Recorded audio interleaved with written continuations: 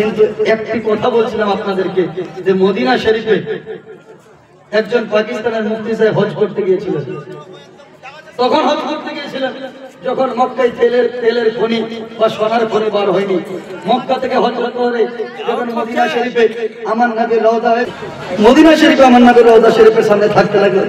দিন দুপুর বেলায় মাংস গিয়ে হাড্ডি মুফতি সাহেব রোডের দিকে ফেলে দিয়েছে। দেখতে পাচ্ছে একটি বাচ্চা হঠাৎ করে মাথায় টুপি নাই, গায়ে জামা নাই, বাচ্চাটা হেঁটে এসে জুতা হাড্ডিটা তুলে চুষতে শুরু করেছে। মুফতি সাহেব গিয়ে বলতেছে, ও বাবা জান বেটা রে, বল বাবা আমার পেলানো জুতা হাড্ডিটা তুলে কেন চুষতে শুরু করেছো?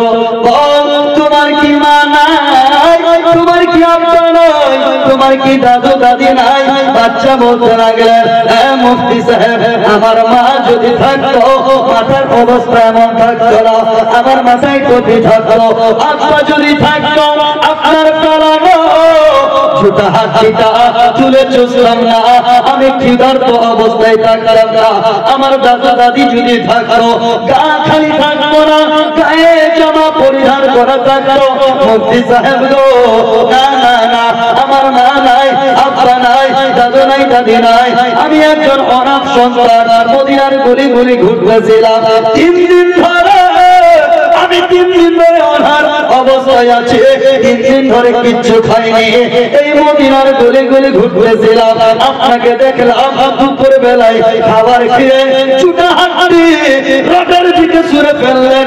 আপনার হাড্ডিটা তুলে চুষে চুষে ক্ষুধার্ত পেটকে সান্ত্বনা দিতেছিলাম।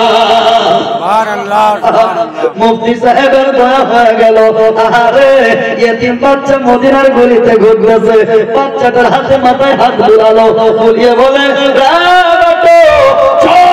পাকিস্তানের মাটিতে আর চিন্তা করতে হবে না, আজ থেকে আমি তোমার বাবা হয়ে যাও। চল আমার পাকিস্তানের মাটিতে আমার স্ত্রী তোমার মা হয়ে যাবে, আমার মা তোমার দাদি জান হবে, আমার আব্বা জান তোমার দাদু হয়ে যাবে।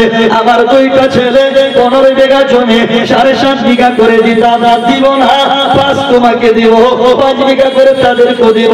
চল বাটো আমার পাকিস্তানে মা পেয়ে যাবে, আব্বা পেয়ে যাবে, দাদু দাদি পাবে, ভাই বোন পাবে, বাড়ি গাড়ি পাবে, জমি জমা পাবে।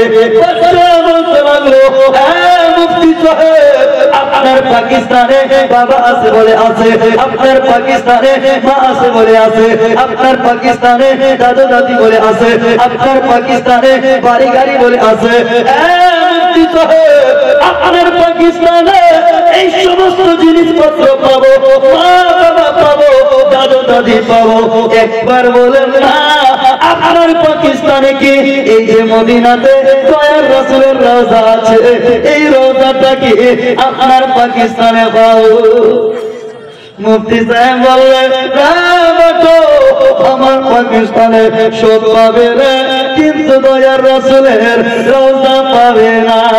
তখন বাচ্চা কেঁদে কেঁদে বলতে লাগলেন कि मैं ना जाऊंगा कहीं भी तेरे नबी को छोड़ कर, सुभान अल्लाह सुभान अल्लाह, मैं ना जाऊंगा कहीं भी तेरे नबी को छोड़ कर, मुझको गोया मुस्तफा की, मुझको मुस्तफा की शाकिरिया अच्छी लगी, खुश रवी अच्छी लगी ना, सरवर अच्छी लगी।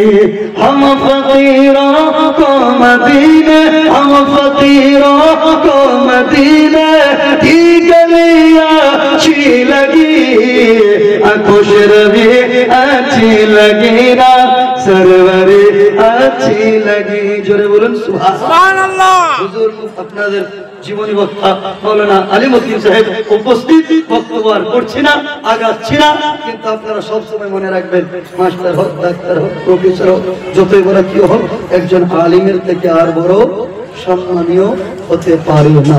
জোরে বলুন সুবহানাল্লাহ। একজন আলিম কে? একজন আলিম মরে গেলে নবী হাদিসের মধ্যে বলছেন মওতুল আলিমে মওতুল আলিম, একজন আলিম মরে যাওয়া মানে একটা জগৎ মরে যাওয়া। জোরে বলুন। আলিম মরে যাওয়া মানে দুনিয়া মরে যাওয়া। সবাই মনে করিয়েন না, আলিমকে মর্যাদা দেন, গুরুত্ব দেন। একটা যুগ ছিল, আজকে সমাজের যদি কারো বেটা বেটির জানা হয়ে যায় তো বলেন বিচার কে করে? সরদার করছে, মেম্বার করছে, সাধারণ মানুষ করে। আলিমকে একবারও জিজ্ঞেস করেন না, আলিমকে বিচারের সামনে রায় আনেন না। আজকে তো এটাও আমি শুনেছি, দেখেছি, খবরে পেয়েছি যে কেউ ধর্ষিতা মেয়ের টাকা নিয়ে তার বিচার করে দিল। আজকে মুফতি সাহেব শেষের প্রধান বক্তা মুফতি আমজাদ সিমনানি সাহেব, যিনি বহু কিতাবের লেখক, বহু গবেষক, অনেক বড় মুনাজির আহলে সুন্নাত, প্রশ্ন করবেন, জানবেন যে আজকে আমাদের সমাজ কতটা পিছিয়ে গেছে। আপনাদের এলাকায় মনে হয় এইসব হয় না, বিয়েতে ডিজে বাজা করা, বিধি করা, ফুরল বাড়া, ডেক্স ভাঙা, বিভিন্ন ধরনের কাজ। অন্য ধর্মের মধ্যে আমরা অন্য ধর্মকে আমরা কখনো আমরা তুষার করি, অন্য ধর্মের আমরা বদনাম করি না, কিন্তু আমরা যে মুসলমান আমরা নিজেকে ঠিকভাবে রাখতে পারি না। আলিম ওলামার সম্মান দিব, 5 ওয়াক্ত নামাজ পড়ো, ঈমান আমল ভালো রাখবো এবং ইসলামের আদর্শ মেনে চলবো। আর এটা মিম্বারে রাসূল, এই নবীর স্টেজে আমরা সুন্দরভাবে আদবের সাথে, বক্তা যেন বলে শ্রোতা এই নবীর মাহফিলে একবারে আদবের সাথে যেন শ্রবণ করে বক্তব্যের একটি সমাপ্তি। বলার মাধ্যমে ভুল ত্রুটি ক্ষমা প্রার্থী, কহিলাম কথা পারিলাম যত, বিদায় নিচ্ছি আজকের মতো। জিন্দাবাদ ইসলাম, জিন্দাবাদ। সবাই মিলে ইসলামকে করো দাওয়াত।